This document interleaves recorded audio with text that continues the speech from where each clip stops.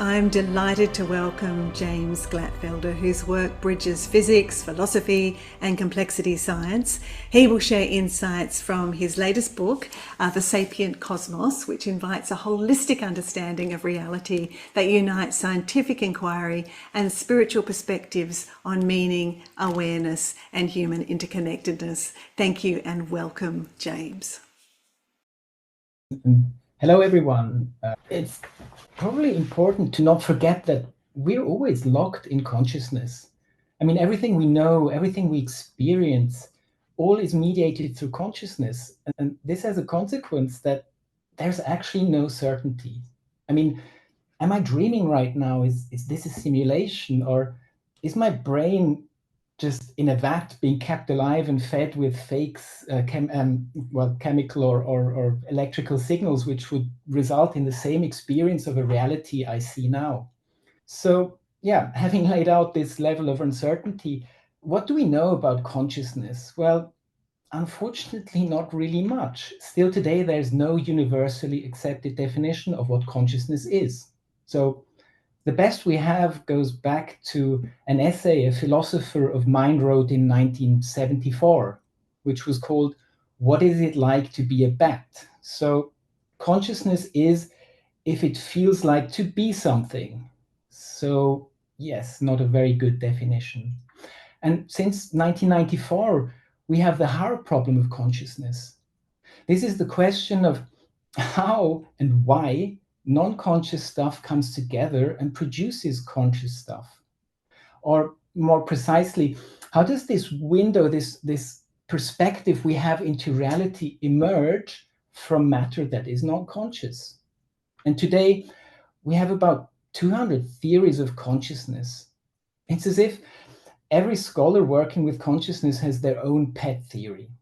So wouldn't we expect science to tell us what consciousness is and how it works? Well, not really, because science is the how stuff works. It doesn't tell us what it is. So at best, science can tell us how the brain processes information, but it can't really tell us how these experiences emerge, the greenness of green, love, pain. So science has a hard time with the hard problem.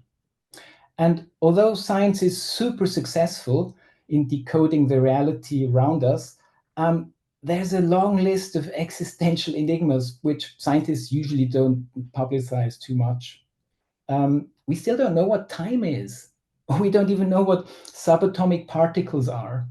We describe them mathematically as excitations in a quantum field, but what does that mean? What is this all about? Because we know that the quantum realm is really weird. It's illogical, it's incoherent, it just makes no sense. And this is supposed to be the foundation of reality. And of all the stuff in the universe, we don't know what 95% of it is, we just see indirect effects of it. And yes, this list goes on and on and on. So to progress and understand the essence of consciousness better, we need to move to philosophy, specifically metaphysics.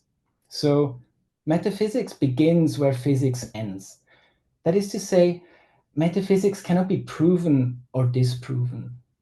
And the most popular metaphysical assumption is physicalism. So we live in this material universe, and you can understand complex stuff by reducing it to simpler stuff. This is the default position of most scientists. But it's really important to note that this is a belief. Nothing in science dictates that we need to adopt physicalism. And there's many other metaphysical ideas that we could investigate. For instance, it's interesting that recently we've been seeing the renaissance of idealism. This age-old idea that consciousness is the foundation of reality. So idealism is it's kind of a hard concept because it's really hard to understand rationally. What does this mean, sort of a universal field of consciousness? And what does it mean that sort of the physical is emergent or secondary, and it's kind of more of a projection, and underneath the seemingly physical, we have this universal field of cosmic consciousness. But I believe that it's probably easier to experience this what it means to live in a universe that is idealist. And since the dawning of the human mind, many people have been telling us, indeed, what this means. And these are the shamans, the mystics, the meditators, and the psychonauts. So what we're seeing here is a bit of a clash between rational knowledge and experiential knowledge. And until not too long ago, the Western mind would have insisted and said that only rational knowledge counts. So to summarize, we seem to be living in a transcendental multiverse of pure experience, which can be explored by anyone who's brave enough to go beyond the constraints of consensus reality. So by tweaking our consciousness through meditation, through trance, through psychedelics, or even through pain, our consciousness can travel and experience these non-physical planes of reality.